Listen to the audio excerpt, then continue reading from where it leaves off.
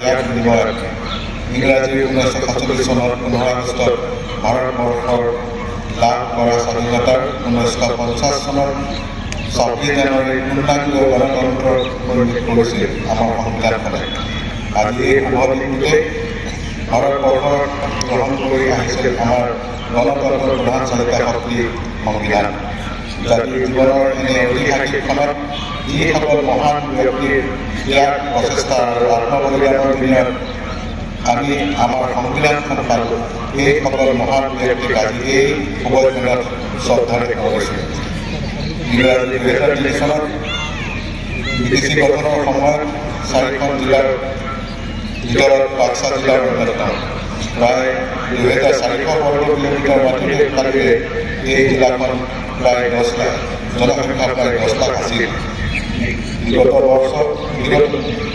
বিগত বৰ্ষত বাক্সা জিলা এটা অংশ সামৰি নতুনকৈ তামোলপুৰ নামেৰে এখন নতুন জিলা গঠন কৰাত বাক্সা জিলাৰ পৰিসীমা কিছু হ্ৰাস পালে।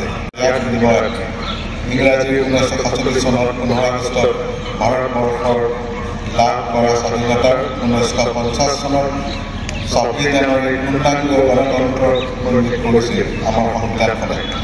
আজি এই শুভ দিনটোতে ভাৰতবৰ্ষত গ্ৰহণ কৰি আহিছিল আমাৰ গণতন্ত্ৰৰ প্ৰধান চালিকা শক্তি সংবিধান। জাতিৰ জীৱনৰ এনে ঐতিহাসিক ক্ষণত যিসকল মহান ব্যক্তিৰ ত্যাগ প্ৰচেষ্টা আৰু আত্মবলিদানৰ দিনত আমি আমাৰ সংবিধানখন পালোঁ, এইসকল মহান ব্যক্তিক আজি এই শুভ দিনত শ্ৰদ্ধাৰে কৰিছোঁ।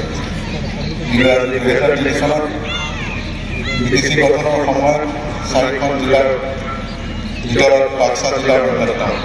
প্ৰায় 2400 বৰ্গ কিলোমিটাৰ মাটিৰে এই জিলাখন প্ৰায় 10 লাখ, জনসংখ্যা প্ৰায় 10 লাখ আছিল।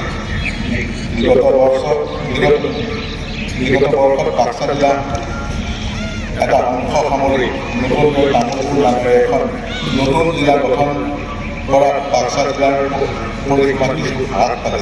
ইয়াৰ বিনিময়ত ইংৰাজী 1947 চনৰ 15 আগষ্টত ভাৰতবৰ্ষৰ লাভ কৰা স্বাধীনতাৰ 1950 চনৰ 26 জানুৱাৰীত পূৰ্ণাংগ গণতন্ত্ৰৰ পৰিণত কৰিছিল আমাৰ সংবিধানখনে। আজি এই শুভ দিনটোতে ভাৰতবৰ্ষত গ্ৰহণ কৰি আহিছিল আমাৰ গণতন্ত্ৰৰ প্ৰধান চালিকা শক্তি সংবিধান। জাতিৰ জীৱনৰ এনে ঐতিহাসিক ক্ষণত যিসকল মহান ব্যক্তিৰ ত্যাগ প্ৰচেষ্টা আৰু আত্মবলিদানৰ দিনত আমি আমাৰ সংবিধানখন পালোঁ, এইসকল মহান ব্যক্তিক আজি এই শুভ দিনত শ্ৰদ্ধাৰে কৰিছোঁ। ইংৰাজী 2003 চনত বিটিচি গঠনৰ সময়ত 4খন জিলাৰ ভিতৰত বাক্সা জিলাৰ অন্যতম। প্ৰায় 2400 বৰ্গ কিলোমিটাৰ মাটিৰে এই জিলাখন প্ৰায় 10 লাখ, জনসংখ্যা প্ৰায় 10 লাখ আছিল। বিগত